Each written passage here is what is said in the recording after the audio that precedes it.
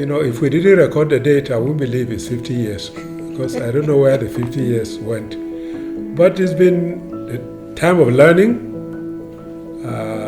a time of growth, because I don't think I'll be the person I am now if I didn't have a wife to sharpen me. So it's been exciting. It has had its own challenges too, because marriage has challenged my independence and my desire to do things my own way.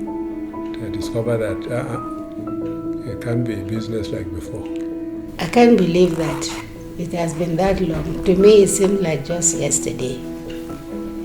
And it's been, simply by God's grace. His grace has brought us this far, and we are deeply grateful to the Lord.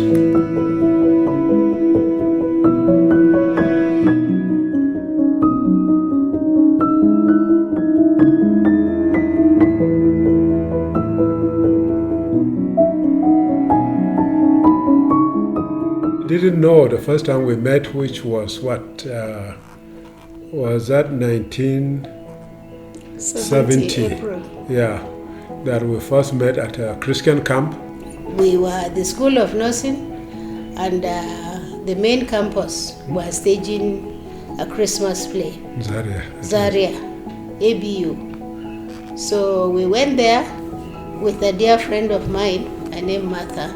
So because we were invited, so we went there and we sat. Martha already had a friend, a boyfriend. I didn't, So we sat with Martha and her friend Sam, and so as they were flashing the names on the screen about the organizers of our program, I saw that name, Iliya Majam, in charge of lighting, something like that. So I said to Martha, that name rings a bell. Sam heard me, he didn't say a word. So after the program, Sam, Martha's friend, disappeared. So he went and looked for him. He said, Martha came with a girl from the School of Nursing. And this is what she said, that their name sounds familiar, So before we were boarding the bus, and then I think it was a tap on my back. I turned around and I saw him. I said, who is this? I can't even remember again where we met. So he said, are you in the School of Nursing? I said, yes. So there was no time to even exchange any, greetings, because we were ready to go anyway.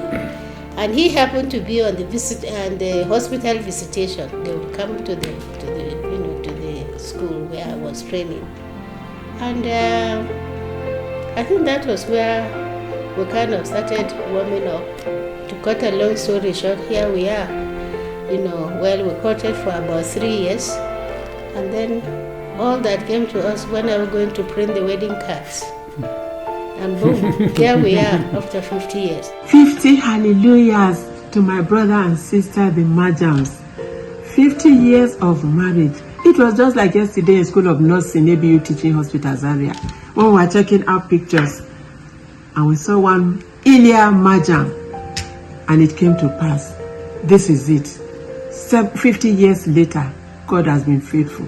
Iliya and Becky, on this important occasion of your 50th wedding anniversary, we are so pleased to join you in celebrating this important accomplishment in your life. God has blessed you with these 50 years together, and we trust Him for many more. Mama da Baba, muna murna domin cika shekara 50 da suka yi da zaman aurensu.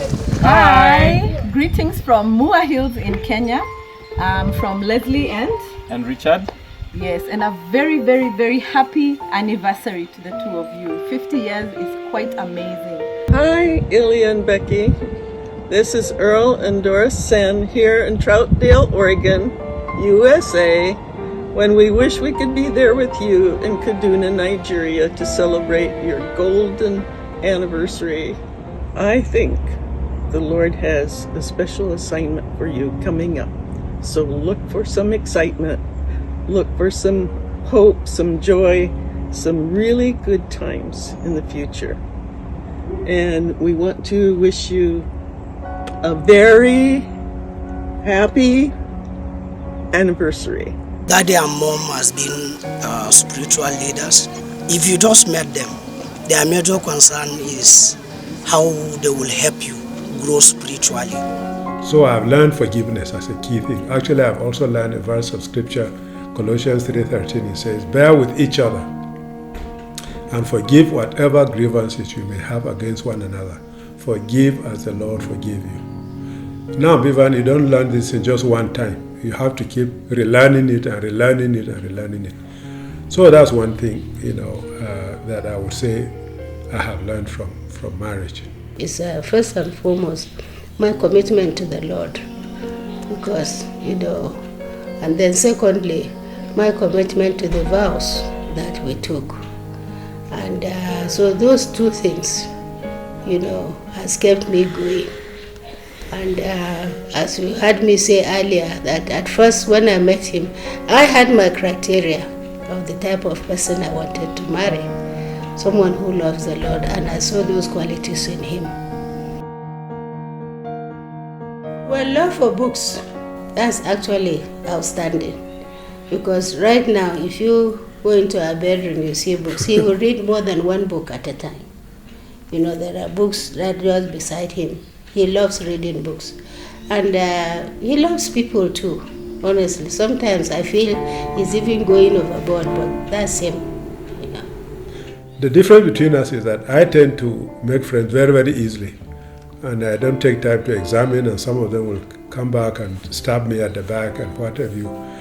She takes a little bit of time, to examine people. But once she connects, she really, really connects with people.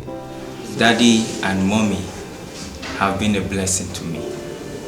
They have cultured me, tutored me, not just me, but my wife as well. My family has a blueprint to follow, I would say, because of the life of mommy and daddy. Mr. and Mrs. Majam are of great impact in our lives. One is that they are our mentors in the area of marriage and spiritually. They've been there as mentors to my husband even before I got to marry him, and after we got married, they've just been there helping us, guiding us and mentoring us. We're praying for them as a spiritual mother. We're praying for them to see many more years and in good health, because that is all we're praying for them, and we're praying for them to see their fourth generation. Hi, Mom and Dad. So many feelings come up when we think about this celebration of these major milestones in your life. One of those feelings is just that of thankfulness and gratefulness to God, the way He sustained you over these years, and you've experienced Him as your provider, protector, and so many other things. And we're also grateful for how He has used you to bless other people. So thanks, Mom and Dad. We love you, and happy anniversary. Yes, we love you. We honor you. Happy anniversary. I hope you have an amazing celebration. Happy 50th wedding anniversary, Mommy and Daddy. Love life. More grace. Prosperity. You just don't have prosperity. Don't you want prosperity? More grace, and more, deeper love for the Lord, and for Him to really finish well. Myself too. We really want to finish well, to finish the race that the Lord has set before us. The church in Kwanghai, Equa Family Church Kwanghai, we are celebrating with Mr. and Mrs. Becky on their 50th anniversary, marriage anniversary, and we are wishing them happy anniversary. We love you. We love you.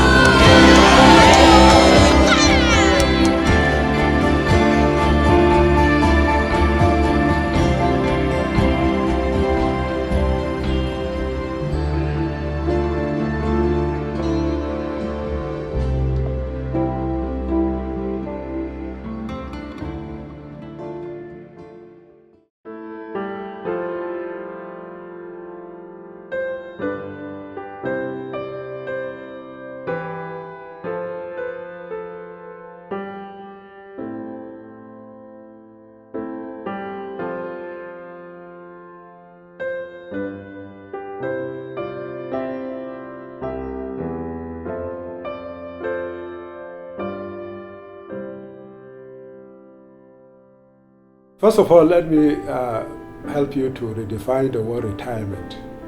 You know, when you you're doing something again. So it's like your tires, like your car tires are worn out, so you're putting on new tires. So for me, retirement in one sense is like putting on new tires. Okay, I still find myself working. I still find myself passionate for the work I was doing before. The only difference really is that now I take it at a slower speed, and so I like it that way. I tend to now be able to do what I want when I want to do it, unlike before, you know, when I had to fit some schedule or somebody's expectations as such. It means to me that, of course, ministry is for life. The focus can change.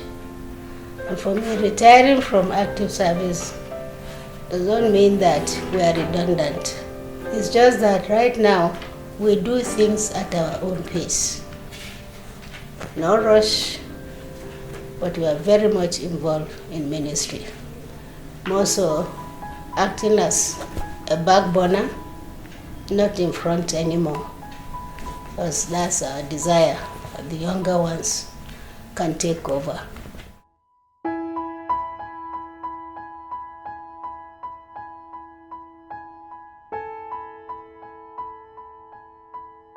Let me take you back to my university days. Okay, when I was finishing university, by then I had started working with SIM bookshops, now Challenge bookshops. Okay, and they gave me a holiday job, which was great. And the idea, they were hoping that after I finish university, I will be able to enroll and start working with SIM bookshops. But I really didn't like it. You know, I wanted to work in a secular setting because by then I was already a committed believer in Jesus Christ, and I didn't feel I had to work in a Christian or mission or church setting to be able to convince the world that I was a Christian. So I really didn't want to come to SIM bookshops. But somehow, you know, things worked out that they looked for me. I still remember in those days, I actually flew from Kaduna to Jos to start my work. So as I look back now, I don't know whether I was bribed, you know, by things like that. You know, that was my first flight, and but since then, it's been up and down. I remember the very, very first couple of months, you know, it wasn't very easy at all because what I met on the ground wasn't my expectations. So it has been that.